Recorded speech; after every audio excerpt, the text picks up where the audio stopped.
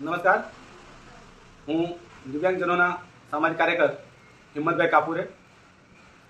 આજરોજ કેટલાક દિવ્યાંગ શિક્ષક ભાઈ બહેનોનો વસ્તી ગણતરીનો ઓર્ડર બાબતે ફોન કોલ આવતા હું સુરત મહાનગરપાલિકા મુગલીસરા ખાતે 12 નંબરની ઓફિસમાં સુનિલભાઈને મળ્યો હતો.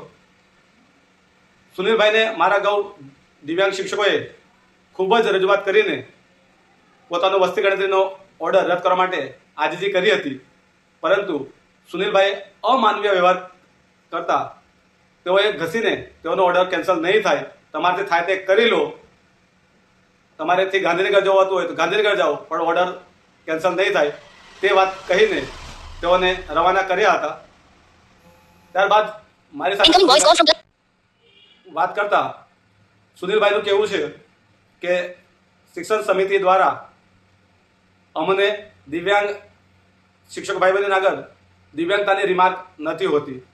આ આપના માધ્યમથી હું સુનિલભાઈને પણ કહેવા માગું છું, યાદ દેવડાવવા માગું છું કે 1 મહિના અગાઉ જ્યારે ઇલેક્શન કમિશનના ઇલેક્શનના ઓર્ડર નીકળ્યા હતા તે વખતે વસ્તી ગણતરીના ઓર્ડર પણ નીકળ્યા હતા.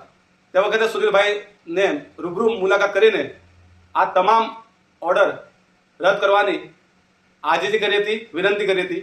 તે વખતે સુનિલભાઈએ મૌખિક આશ્વાસન આપ્યું હતું કે કોઈ પણ દિવ્યાંગજનોના ઓર્ડર નીકળશે નહીં. ભલે હાલ જે ઓર્ડર નીકળી ગયા છે, પરંતુ તેઓએ કામગીરી કરવાની રહેશે નહીં.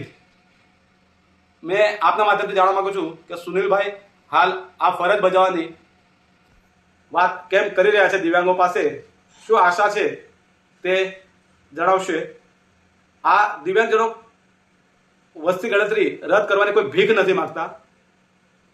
વિકલાંગ ધારો 2016, ઇલેક્શન કમિશન તેમજ સુપ્રીમ કોર્ટના ઘણા જજમેન્ટના આધારે દિવ્યાંગજનોને વસ્તી ગણતરીમાંથી છૂટ આપવી તેવી વાત ઓન પેપર પર છે.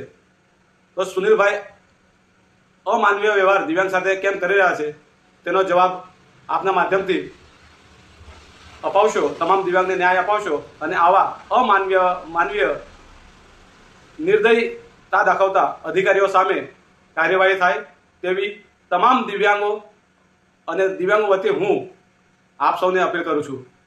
જય હિન્દ, જય ભારત.